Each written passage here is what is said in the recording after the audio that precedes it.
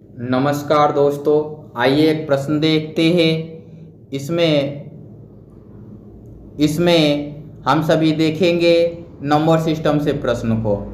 और ये SSC, CHSL, CGL मतलब कि ऑल विंग्स में ये इम्पोर्टेंट प्रश्न होंगे, ऑल एग्जाम के लिए इम्पोर्टेंट होंगे। चलिए प्रश्न देखिए, कहता है कि which one of the following is an irrational number. इनमें से कौन या निम्नलिखित में से कौन अपरिमेय संख्या है। तो निम्नलिखित में से कौन सी एक अपरिमेय संख्या, अपरिमेय संख्या के बारे में बताना है। अपरिमेय संख्या, इरेशनल नंबर के बारे में बताना है। तो आइए इसकी व्याख्या करता हूं मैं। व्याख्या में देखिए, इसका हम करते हैं तो क्या होगा। आप एक चीज जानिए कि डायरेक्ट वे में पूर्ण वर्ग दिया रहेगा तो उसका आप आराम से निकाल सकते हैं। तो ये एक पूर्ण वर्ग है। पूर्ण वर्ग निकालने के लिए क्या करते हैं, पहले जोड़ा लगाते हैं और जोड़ा का इकाई अंक देखते हैं। तो यूनिट डिजिट जो है वो 9 है। तो स्क्वायर रूट में यूनिट डिजिट किसका 9 होता है, तो 3 का और 7 का। अब इसमें से 3 होगा या 7 होगा, ये डिसाइड करने के लिए अब इन तीनों के ऊपर काम करना होता है। तो मैं आपको 2 कॉन्सेप्ट बताऊंगा। एक कॉन्सेप्ट स्क्वायर के नंबर से तुलना करना और दूसरा स्क्वायर नंबर के मूल नंबर में उससे एक अधिक संख्या से गुणा करके इसका डिसीजन लेना। और इसके लिए मैं एक अलग से वीडियो भी बना दूंगा। एक एक चीज मैं सिखाऊंगा। केवल इस चैनल पे विश्वास बना के आपको रहना है। मैं फाउंडेशन क्लियर कर दूंगा, बाकी इन फ्यूचर जैसा हो पाएगा वैसा कर दूंगा। ये चलिए देखिए, इसमें डिसीजन इसका लेना है। तो यहाँ 590 है। 590 के नजदीक स्क्वायर नंबर ढूंढिए।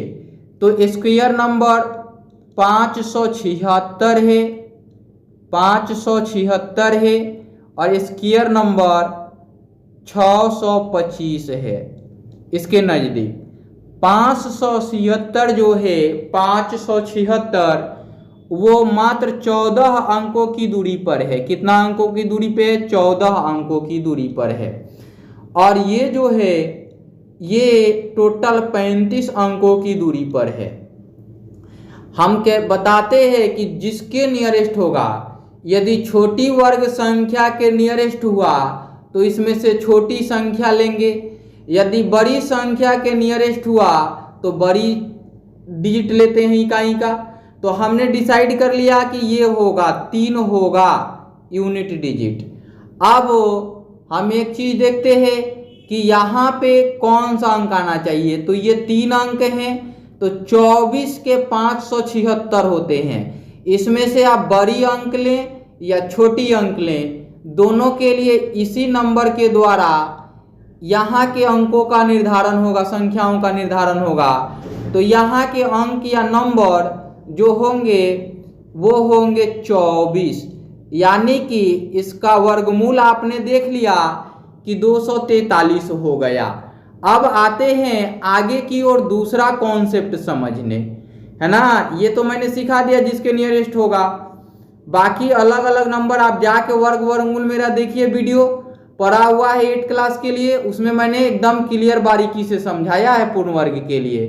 अब आते हैं 24 के ये नजदीक है, 24 के नजदीक है 590 या 24 इससे छोटे वर्ग संख्या को ढूंढेंगे।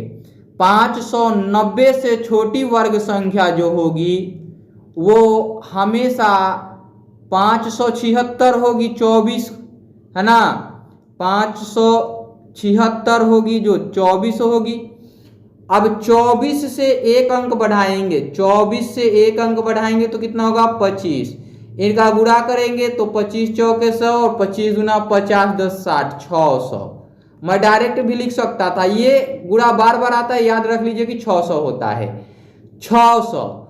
अब यहां दिया गया नंबर अगर इस नंबर से छोटा है तो इसमें से छोटी अंक इसमें से छोटी अंक। अगर यहाँ दिया गया नंबर इस नंबर से बड़ा है तो इससे बड़ी अंक। तो यहाँ पे 600 जो है, ये 600 जो है वो ग्रेटर है किससे, 590 से।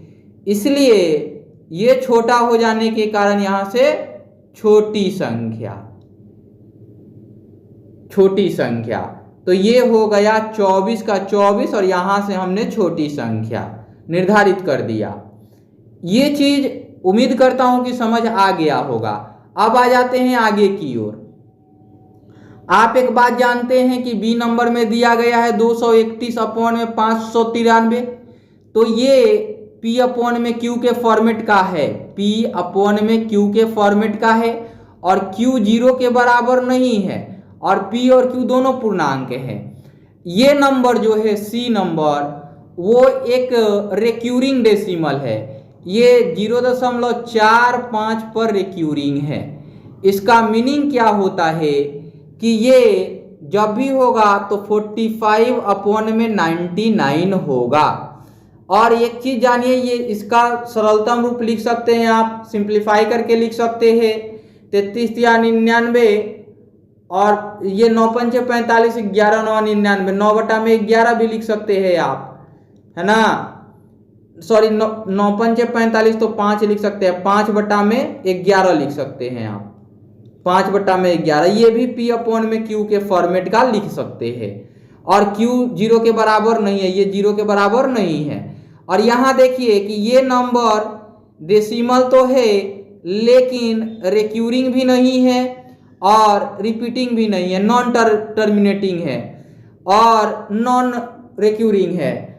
और ये नंबर जो है नॉन रिपीटिंग है। ये तो रिपीटिंग था इसलिए हमने लिखा, ये नॉन रिपीटिंग है क्योंकि 1 2 डबल 1 डबल 2 ट्रिपल 1 ट्रिपल 2, यहाँ पे 5 1 और 5 2, यानी कि ये रिपीट नहीं हो रहा है। एक नंबर एक श्रृंखला में बढ़ रहा है, एक बार तो एक बार, 2 बार तो 2 बार, 3 बार तो 3 बार, 5 बार तो 5 बार। अब इससे आगे देखिए, यहाँ ये जो नंबर है ये ऑड है और यहाँ पे प्राइम नंबर 2 है 2 बार, ये प्राइम नंबर 3 है और 5 भी प्राइम नंबर। हो सकता है कि प्राइम नंबर के सीरीज में दिया गया हो। यहाँ 4 तो गायब कर दिया, तो हम क्या समझ सकते हैं, तो इसमें से अपरिमेय संख्या जो होती है किसी भी नंबर की non repeating decimal, non terminating decimal और नॉन रिक्यूरिंग डेसिमल, ये जो होती हैं वो अपरिमेय संख्या होती हैं। उम्मीद करता हूं कि मैंने एक एक चीज बारीकी से समझाया हुआ है और आपको समझ भी आया है। चलिए इस वीडियो में इतना ही रहते हैं, फिर मिलते हैं अगले वीडियो में। Bye bye, take care.